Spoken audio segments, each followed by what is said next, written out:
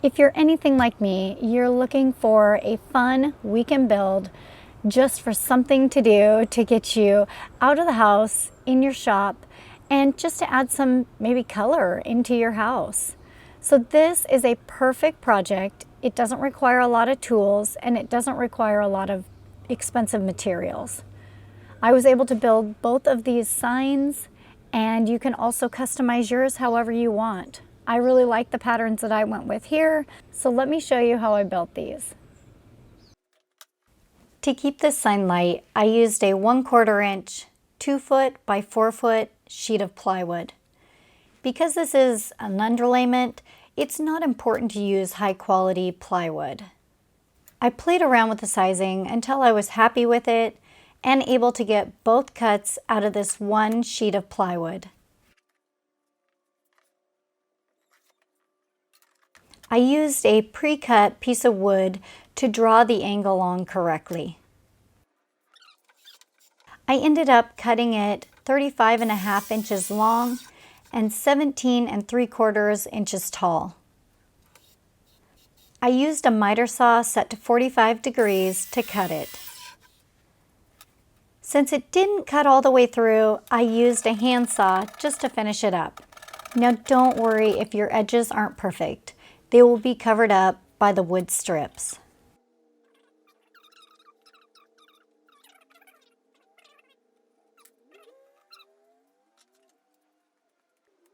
Using the miter saw again, still set at 45 degrees, I cut the wood strips to cover the plywood, leaving it a little long on the bottom and with a slight overhang on the edges.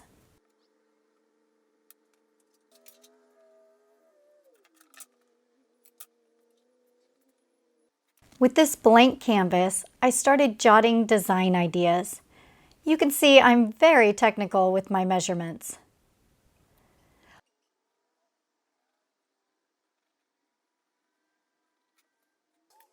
Once I had my designs scribbled on, I properly measured and began cutting the wood on the saw, still set to 45 degrees for all cuts.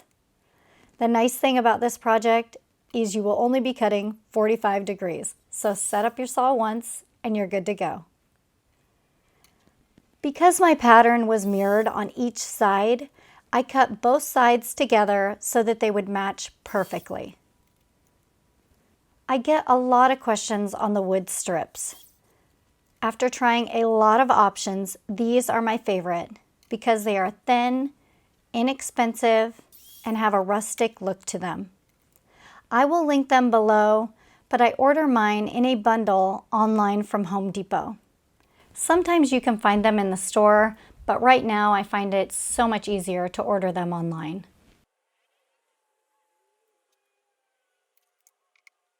Living in the Pacific Northwest, I have come to love the adventures I take with my kids in the mountains, which is why I chose the mountain sign for my son's bedroom.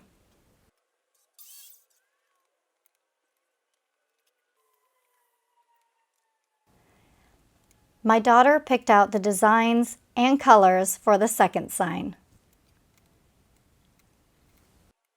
Before painting or staining, I go through and mark the back of each board with the color and placement on the sign.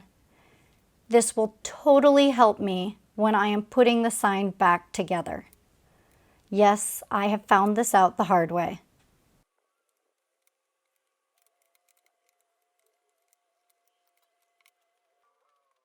I used different color combinations on each sign to give you ideas for yours. I will link my colors below. In the past, you may have remembered that I used chalk paint. I had it on hand and it was easy to use. Since then, I have switched to high gloss paint. Sometimes when the white was sanded, it would get onto the black and I couldn't get it off. So it just ended up being too much of a pain and not worth it. The high gloss paint is durable and I really like the way it looks when it's done. I have tried a few different stain brands and I keep coming back to Minwax. The others that I've tried just have kind of a fake look to them, whereas Minwax just has a rich, dark color. It's also really easy to work with. Another brand I tried just never really wiped off well. If you're not already a subscriber, please don't forget to hit the subscribe button below. After my boards are dry, I fully assemble them using the notes I made on the backs. This way I have all the boards in the right spot before I start gluing. If you're like me, you may need some help coming up with design ideas. My favorite place to look is Pinterest. I save all the ideas I like, and it helps me to design my own projects.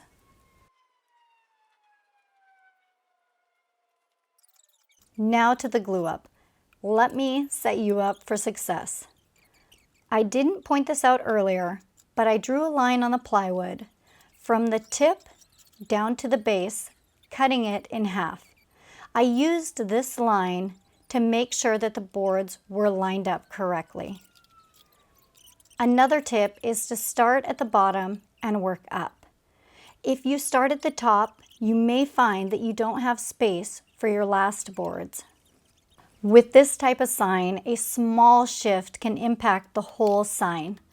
I suggest working fast so you can make slight movements if necessary before the glue sets up.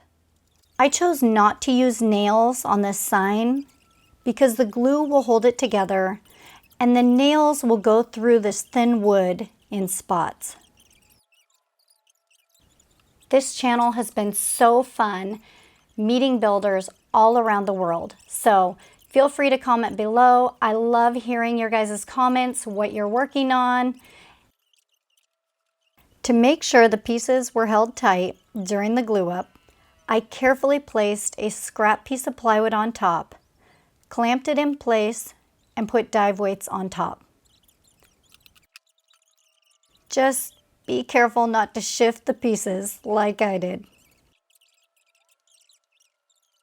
Then I let it dry overnight. After the glue was dry, I removed the clamps and weights. I should have made my plywood slightly smaller because it stuck out in some areas. Not to worry, I used the sander at an angle to sand down only the plywood so that it was not showing. Make sure you learn from my mistake and make your wood just a little bit smaller so that you don't have to do this. Then I sanded the bottom even.